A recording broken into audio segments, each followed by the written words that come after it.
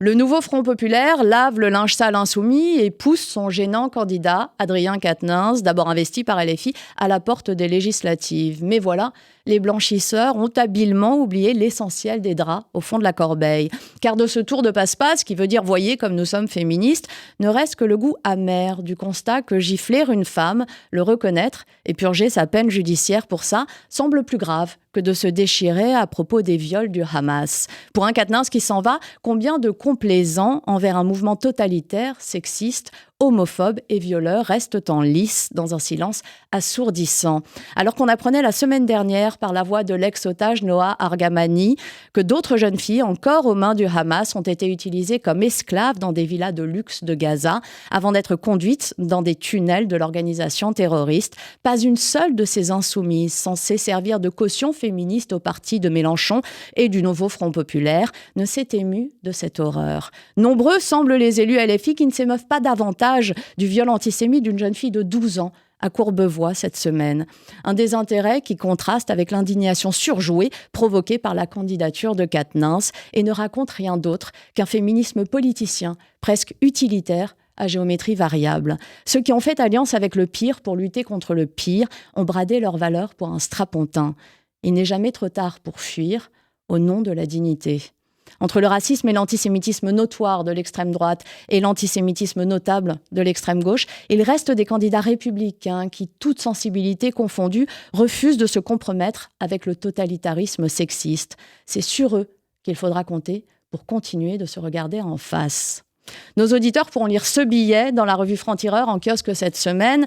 Ils y liront ce billet, mais aussi le franc-parler de Caroline Fourest, bien sûr. Ça s'appelle « Illusion perdue », où il est question des promesses de campagne, promesses de n'être plus vraiment antisémite, on en parlait, de raser gratis, de tout changer sans rien changer.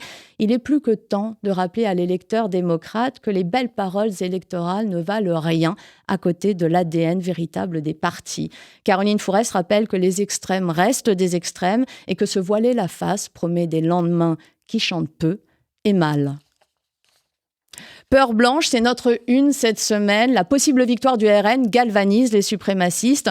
Enquête sur leur réseau. Michael Gagné et Raphaël Pelletier nous emmènent au cœur des réseaux de l'ultra-droite, celles qui, dans les rues de Paris et des grandes métropoles françaises, défilent en affichant de façon parfaitement décomplexée son racisme et sa xénophobie. Qui sont ces militants dont 1300 sont fichés S, ouvertement néo-nazis, catholiques intégristes, royalistes et identitaires, dont la violence compose une nouvelle menace terroriste qui a mené à 13 attentats déjoués depuis 2017.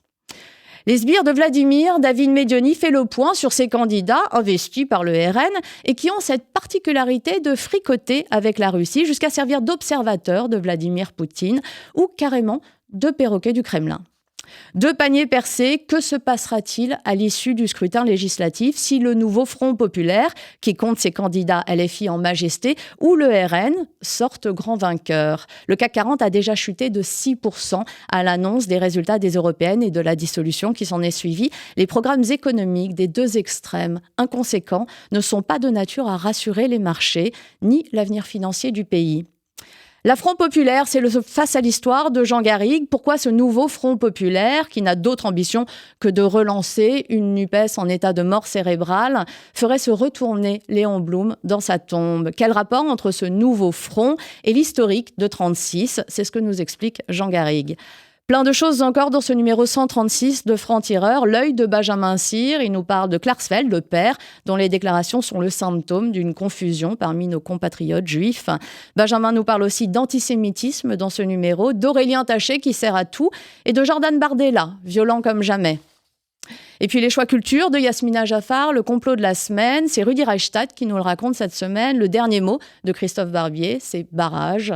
Et comme chaque semaine, l'éditorial de Raphaël Enthoven, Olivier Faible, et qui nous parle d'Olivier Faure, bien sûr, et qui n'en a que le nom. Faure, l'homme des éternelles compromissions, celui qui n'a de cesse d'avaler des couleuvres et ses principes, prêt à tout pour une gamelle ou un strapontin, soumis en chef face aux insoumis. Faure, le déshonneur de la gauche et des socialistes.